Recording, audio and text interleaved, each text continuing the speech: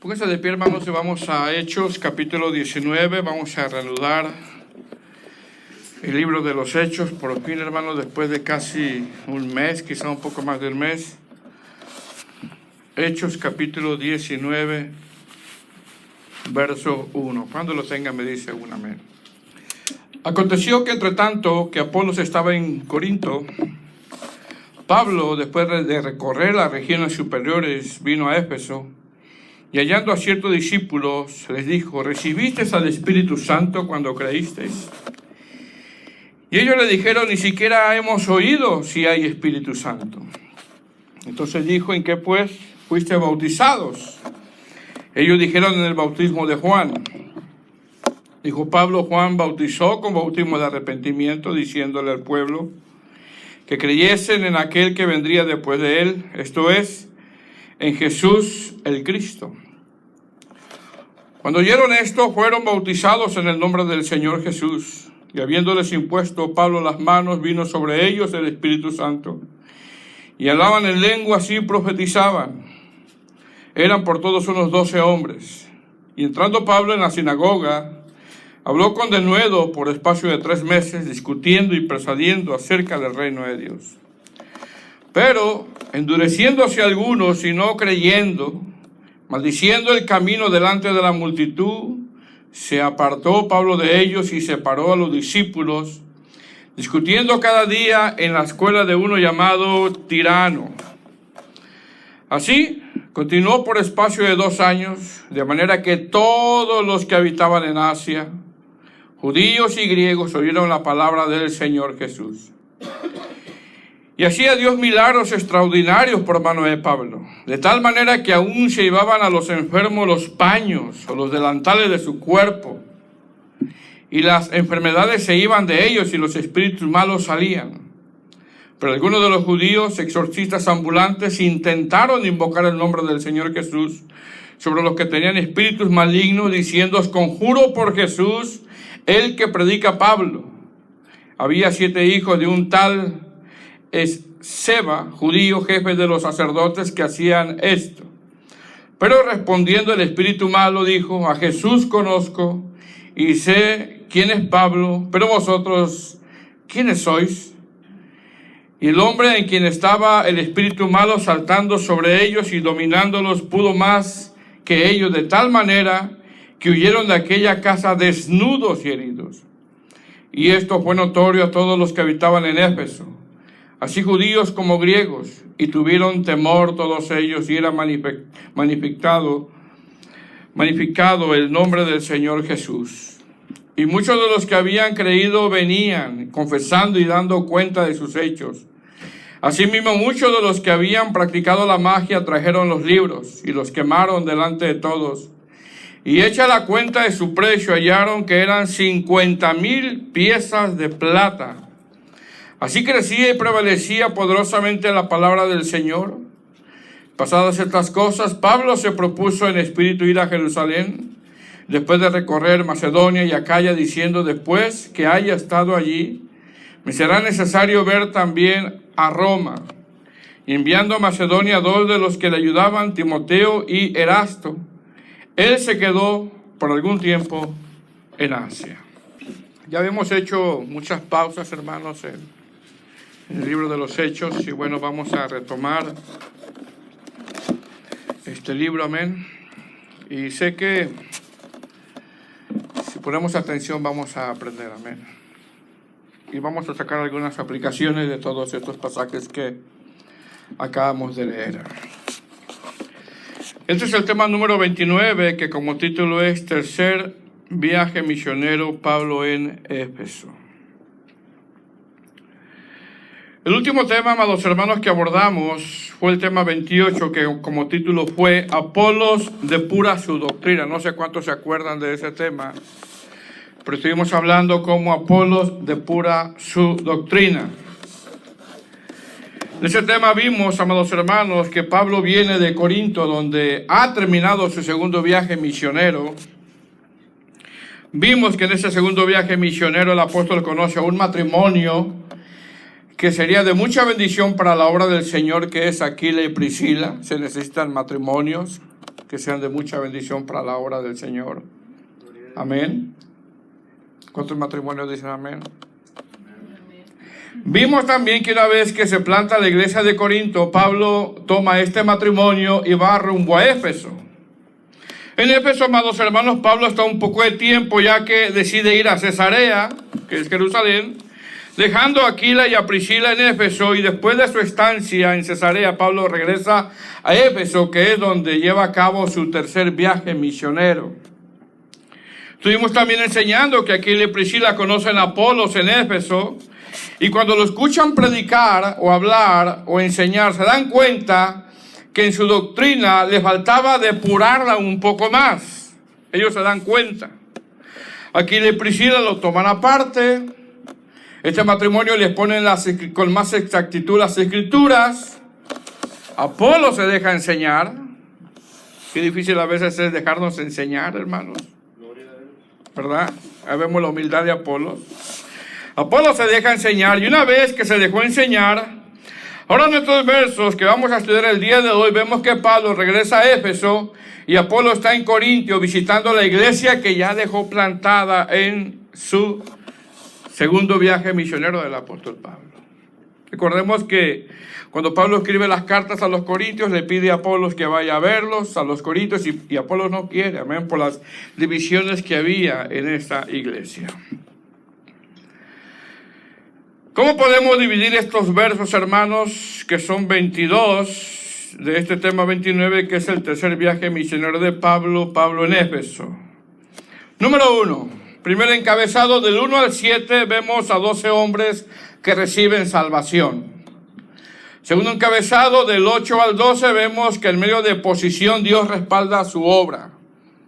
Dios respalda su obra en medio de oposición. Tercer encabezado, del 13 al 16, vemos una imitación de la obra de Dios. Y el cuarto encabezado, del verso 17 al 22, vemos un verdadero avivamiento. Amén.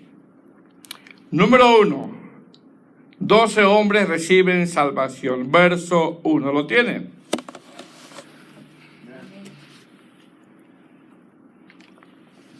Aconteció que entre tanto Apolos estaba en Corinto, Pablo, después de recorrer las regiones superiores, vino a Éfeso, y hallando a ciertos discípulos, verso 2, le dijo: ¿recibiste el Espíritu Santo cuando creíste? Y ellos dijeron: ni siquiera hemos oído si hay Espíritu Santo.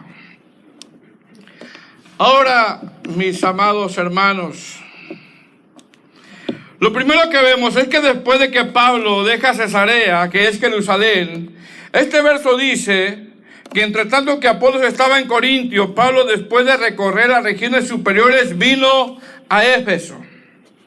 Pregunta: ¿cuáles son las regiones superiores? ¿O dónde se ubican las regiones superiores? Porque eso es lo que dice el verso, ¿verdad? Las regiones superiores, mis hermanos, es la región de Galacia, o donde están los Gálatas. Prácticamente es Frigia. Recordemos, mis hermanos, que la región de Galacia está compuesta por varias ciudades donde se plantaron varias iglesias en el primer viaje misionero. Otra pregunta: ¿por qué Lucas nombra las regiones superiores? Respuesta: les llama así ya que esa región eran lugares montañosos, eran lugares altos. La versión lenguaje actual dice: mientras que Apolo estaba en Corinto, Pablo cruzó la región montañosa, eran lugares altos, hermano, y llegó a la ciudad de Éfeso. Otra pregunta: ¿qué nivel de altura tiene la región de Galacia o esta región alta? Mire bien, sobre el nivel del mar tiene cerca de 3,280 pies de altura. Para los que les gusta el hiking. ¿A cuánto les gusta el hiking? Amados hermanos, les quiero recordar algo que hemos estado hablando en este libro de los Hechos. ¿Por qué le hago mención de todo esto? Y le quiero recordar algo que hemos estado mencionando en este libro. Que estos viajes eran cansados, hermano. Estos viajes no eran viajes cómodos. En estos viajes se pasaban hambre. En estos viajes se pasaban fríos. En estos viajes se pasaban calores tremendos. En estos viajes pasaban peligros. Y en estos viajes muchas veces dormían a la intemperie, y cuando iban de una ciudad a otra, dejando iglesias plantadas, despidiéndose de los hermanos, no sabían si se iban a volver a ver, ya que está comprobado que en ese tiempo no había teléfonos celulares. No sabían si los iban a volver a ver. Bueno, Lucas narra que mientras Apolos está en Corintio, después de haber sido instruido de una manera correcta por este matrimonio que ha sido de mucha bendición, Aquila y Priscila, Pablo viene a las regiones superiores, hermanos, y llega a Éfeso, y quizás llega cansado de tanto caminar. Quizás llega desgastado físicamente. Quizás llega con hambre. Quizás llega a una ciudad no fácil, y cuando llega a Éfeso, a una ciudad portuaria, encuentra a unos ciertos discípulos donde les pregunta: ¿recibiste al Espíritu Santo cuando creíste? Hermanos, esas travesías eran pesadas. Y si usted se siente cansado los jueves, imagínese el apóstol Pablo.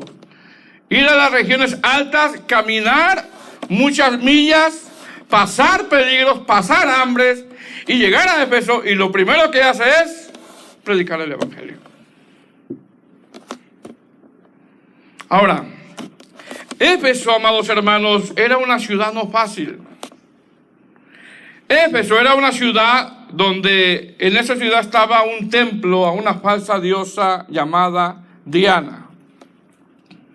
Mire bien, en esa ciudad de Éfeso se practicaba la brujería y el espiritismo, tanto que la ciudad de Éfeso era famosa por tener muchas supersticiones. Tenía mucha superstición. En esa ciudad, mis hermanos, se vendían los famosos pergaminos mágicos que le llamaban las fórmulas efesias. Fíjese bien, porque había mucho espiritismo. Repito, en esa ciudad se vendían los famosos pergaminos mágicos, donde le llamaban las famosas fórmulas efesias, donde mucha gente de toda Asia venía a Éfeso a comprar esos amuletos, ya que se creía que si alguien compraba uno de esos amuletos, le podría ir bien en los negocios, o le podría ir bien en algún viaje que podían emprender.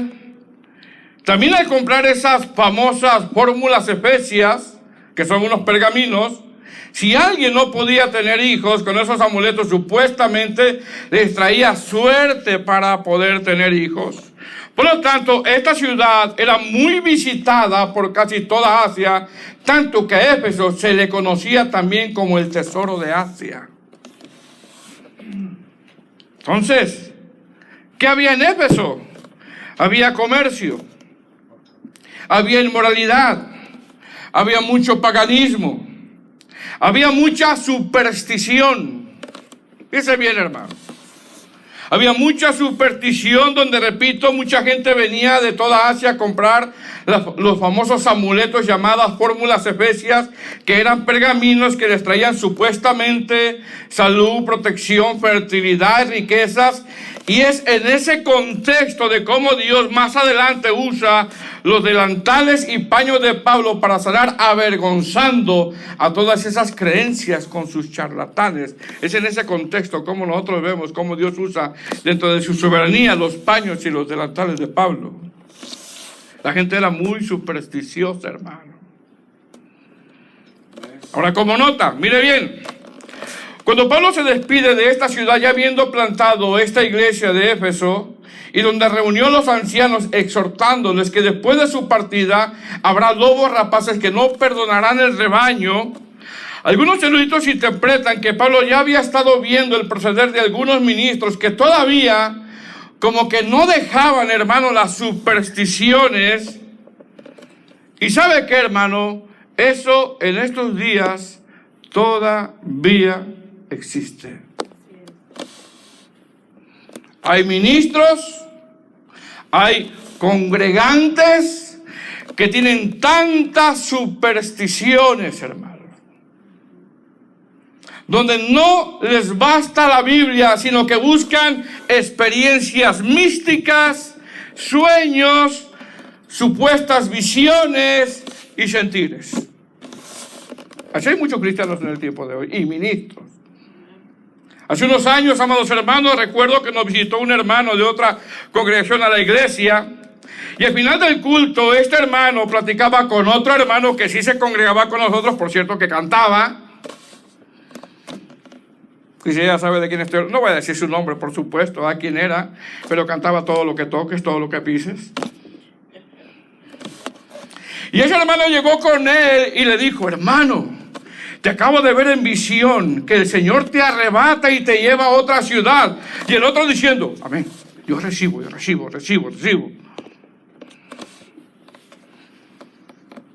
Supersticiones. Hermano, eso no ha cambiado en este tiempo. Supersticiones.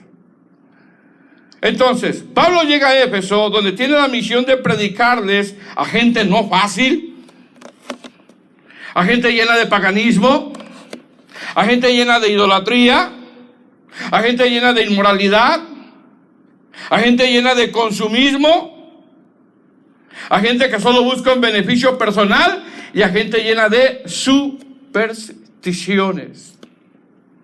Amados hermanos, cuando yo estudiaba esto, me di cuenta que qué difícil es para un ministro de sana doctrina predicarles a gente que está llena de supersticiones.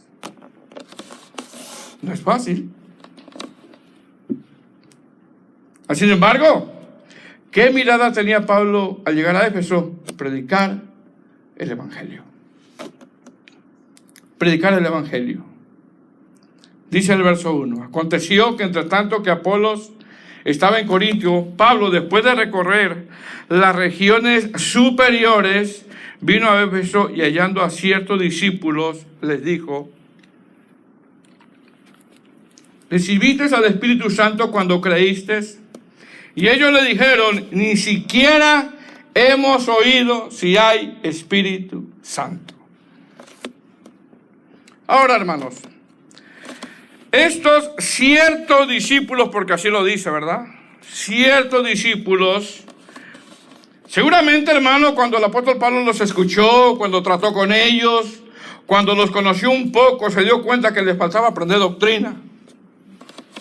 Más sin embargo, más que doctrina, les faltaba ser salvos. Les faltaba ser salvos. ¿Qué hizo el apóstol Pablo?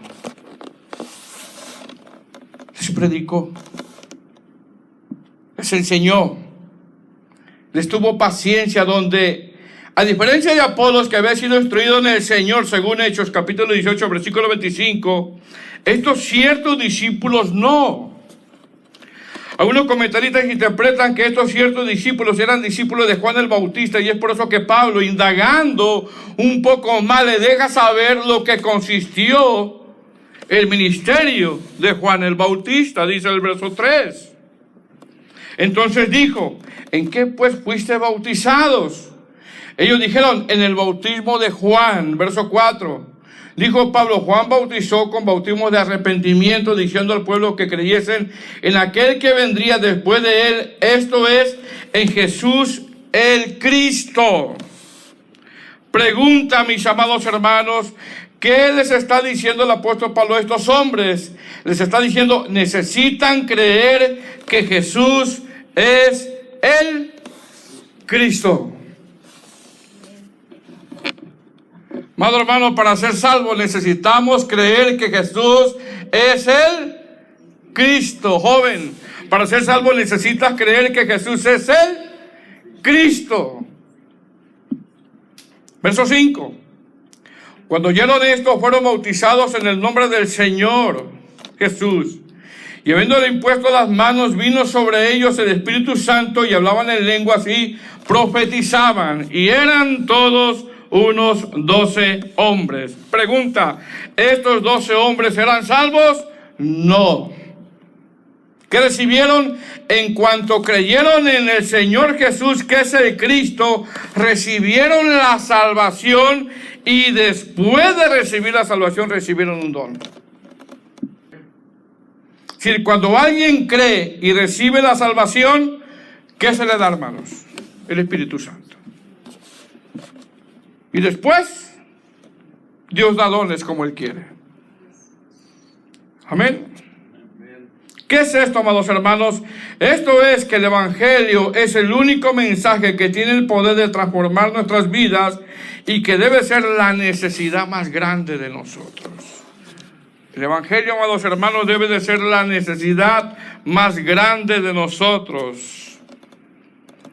¿Por qué? Porque en estos pasajes, amados hermanos, seguimos viendo cómo el Señor sigue salvando. Verso 8. Una vez que Pablo lleva la salvación a estos 12 hombres, exponiéndoles con exactitud las Escrituras, del verso 8 al verso 12 vemos dos cosas, mis hermanos. Número 1, vemos cómo se comienza a manifestar la oposición. Y 2, vemos cómo en medio de la oposición Dios respalda su obra, la obra del Señor.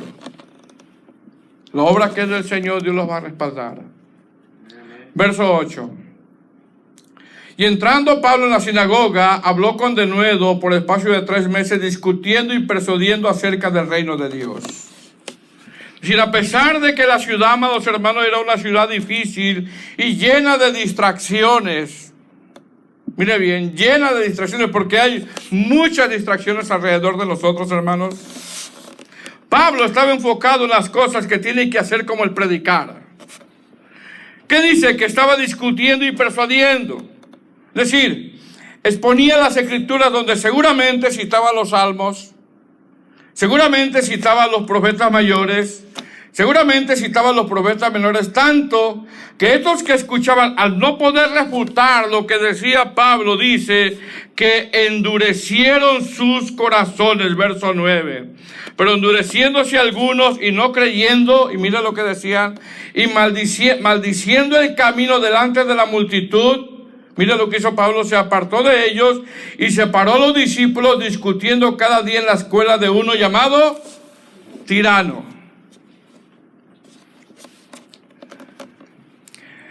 Ahora, mis hermanos, nosotros sabemos que la salvación es una obra de Dios, donde a pesar de que algunos maldijeron los del camino, los de este camino, otros creyeron. ¿Qué hizo Pablo? Separó a los discípulos de aquellos que estaban maldiciéndolo del camino. Pablo separa a los discípulos de ellos. Y cuando separó a los discípulos, dice la Escritura que cada día en la escuela de uno llamado Tirano, el apóstol Pablo comenzó a predicar la palabra del Señor. Amén. Es decir, Pablo, al salirse de la sinagoga, amados hermanos, se lleva a los discípulos y empieza a predicar. Algunos piensan que era un cuarto, unos piensan así. Era un lugar que le habían prestado de uno llamado Tirano. Ahí se llevó a los discípulos para hacer los cultos. Pregunta, hermanos, ¿quién es Tirano? ¿Qué nombre, verdad, hermano? ¿Qué nombre? Mire bien, se cree, mis hermanos, que Tirano era un filósofo que, mire bien, que enseñaba en horas cuando el día todavía no hacía mucha calor. Fíjense bien. Repito, se cree que Tirano era un filósofo que enseñaba en horas cuando el día todavía no hacía mucha calor. Se cree que ese Tirano enseñaba filosofía solo por las mañanas, y cuando se venía el calor, Tirano se iba a descansar. Bueno, Pablo, al separarse de los de la sinagoga y apartar a los discípulos, de estos que blasfemaban, usó este recinto de Tirano en las horas más calurosas y lo hizo por casi 2 años. La historia del cristianismo dice, en un escrito que se encontró, dice que Pablo usó ese recinto por 2 años y Éfeso, hermano, era un lugar tan caliente. ¿Cómo se imagina el calor que hacía? Y más ese recinto. Hay un pergamino, hay un escrito que se encontró donde se cree que ahí Pablo hacía sus servicios. Y precisamente en ese lugar era un lugar muy, hermano, muy caluroso. Se cree que los discípulos, amados hermanos, se iban a trabajar temprano.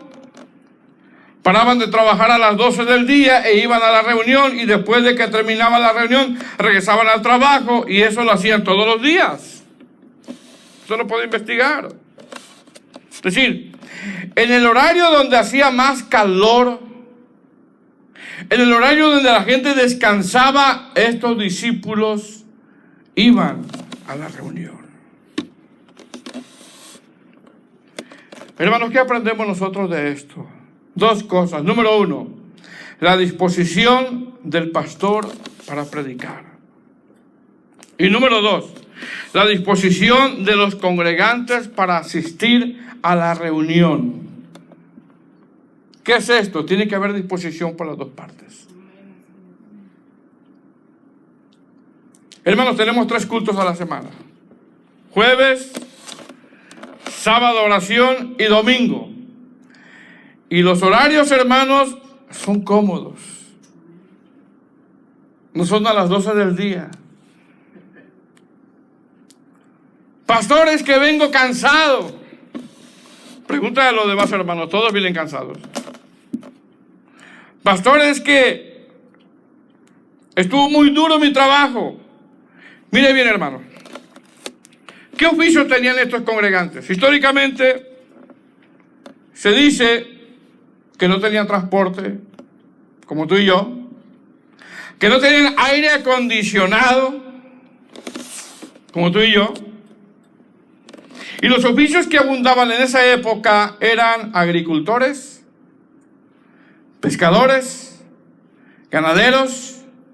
Tenían oficios pesados en donde se asoleaban, se cansaban, y cuando llegaban a la reunión, según los historiadores, era un calor terrible, hermanos, pero llegaban. Éfeso era una ciudad muy caliente. Y se cree que en ese espacio donde Pablo usaba el lugar para hacer los cultos o los servicios, era el lugar donde la gente descansaba. Mas, sin embargo, él lo usó por 2 años en el momento donde había más calor. Y la gente, hermanos, los hermanitos fieles llegaban. Donde no había aire acondicionado, donde venían del trabajo quizá, donde eran agricultores, pescadores, ganaderos, y tenían oficios pesados donde se asoleaban, se cansaban, y cuando llegaban a la reunión, repito, según los historiadores, el calor era terrible, pero llegaban a la reunión. Imagínese, hermano. Usted aquí tiene un ventilador arriba de su cabeza. Hermanos, ¿qué nos enseña esto? Número 1, nos enseña que los que ministran tenemos que tener disposición para no faltar. 2, nos enseña que los congregantes tienen que tener disposición para venir. 3, nos enseña que los cristianos se reúnen en los horarios de iglesia. 4, nos enseña que los días de iglesia son días especiales, ya que adoramos como iglesia y aprendemos de las Escrituras. Y 5, nos enseña que debemos de tener alta estima al congregarse.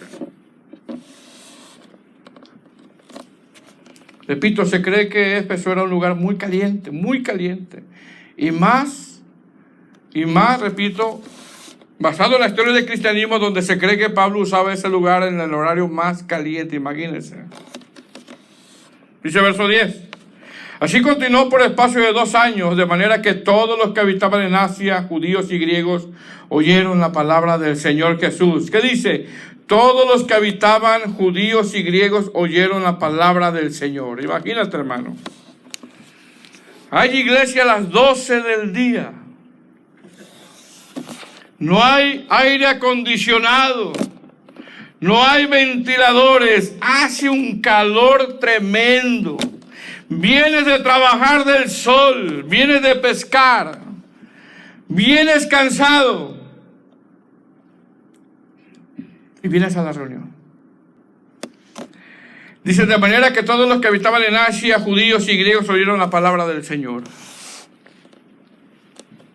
Esa frase, amados hermanos, todos los que habitaban en Asia, habla de que Pablo perdió la cuenta de cuántas conversiones hizo el Señor, y donde se cree que de ahí salieron ministros y a la vez se fundaron las iglesias del Asia Menor que aparecen en Apocalipsis. Es decir, hubo mucho fruto. Verso 11. Y hacía Dios milagros extraordinarios por mano de Pablo. ¿Qué nos hacía Dios? De tal manera que aún se llevaban a los enfermos los paños, mire bien, o los delantales de su cuerpo, y las enfermedades se iban de ellos, y los espíritus malos salían. Fíjese lo que dice. Amén. ¿Tiene calor, hermano?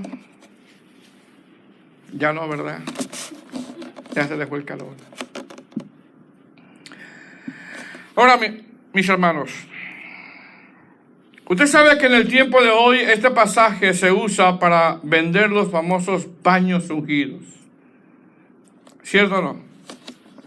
El verso 12, de tal manera que aún se llevaban los enfermos los paños o delantales de su cuerpo, y las enfermedades se iban de ellos, y los espíritus malos salían. Repito, usted sabe que en el tiempo de hoy, o ya por algunos años, este pasaje se usa para vender los famosos paños. Y no quiero preguntar quién compró, hermano, en el pasado paños ungidos, o agua del Jordán, o tierra de Israel, ¿verdad?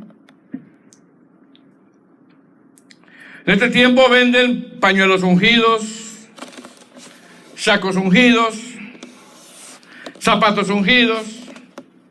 Hoy por ahí andaba vendiendo una en el 2020, cubrebocas ungidos. Fíjese qué tremendo, ¿verdad? Mas sin embargo, ¿cuál es el contexto de lo que está narrando Lucas, hermanos? El contexto de lo que está narrando Lucas es que la ciudad de Éfeso era una ciudad llena de, ¿recuerdan de qué? De supersticiones. Donde se hacía venta de amuletos supuestamente mágicos, y Dios, dentro de su soberanía y como caso único, permite que la gente tome los pañuelos y delantales sucios y sudados que usaba Pablo en el trabajo para avergonzar sus creencias y al adversario. Porque dentro de la teología esto se le llama casos únicos. Imagínate, hermano, en esa ciudad hace mucho calor, mucho calor. Pablo llega a la reunión todavía con sus pañuelos que usaba para secarse el sudor. Pablo llega con sus delantales sucios que usaba para la edificación de tiendas. Y como la gente batallaba con las supersticiones, la gente tomó los pañuelos y delantales sucios y llenos de sudor de Pablo, y Dios, dentro de su soberanía, como caso único, sanaba avergonzando la creencia de esa gente. Hermano, no es de que Pablo llegaba con una caja de pañuelos y vamos a ungirlos y cada quien se va a llevar un pañuelo. No era así. La gente tomaba los delantales y paños sucios por tener mucha superstición. Verso 13. Pero algunos de los judíos exorcistas ambulantes intentaron invocar el nombre del Señor Jesús sobre los que tenían espíritus malos, diciendo: os conjuro por Jesús, el que predica a Pablo. Había 7 hijos de un tal Esceva, judío, jefe de los sacerdotes, que hacían esto. Pero, respondiendo el espíritu malo, dijo: a Jesús conozco y sé quién es Pablo, pero vosotros, ¿quiénes sois? Y el hombre en quien estaba el espíritu malo, saltando sobre ellos y dominándolos, pudo más que ellos, de tal manera que huyeron de aquella casa desnudos y heridos. Y eso fue notorio a todos los que habitaban en Éfeso, así judíos como griegos. Y mire cuál es el propósito, hermano. Y tuvieron temor de ellos, y era magnificado el nombre del Señor Jesús. Imagínense, hermanos, esta persona o este endemoniado tenía la fuerza de 7 hombres. Imagínense 7 hombres. A usted o a mí nos agarran 7 hombres y lo levantan y lo hacen como sea. ¿Qué vemos aquí, amados hermanos?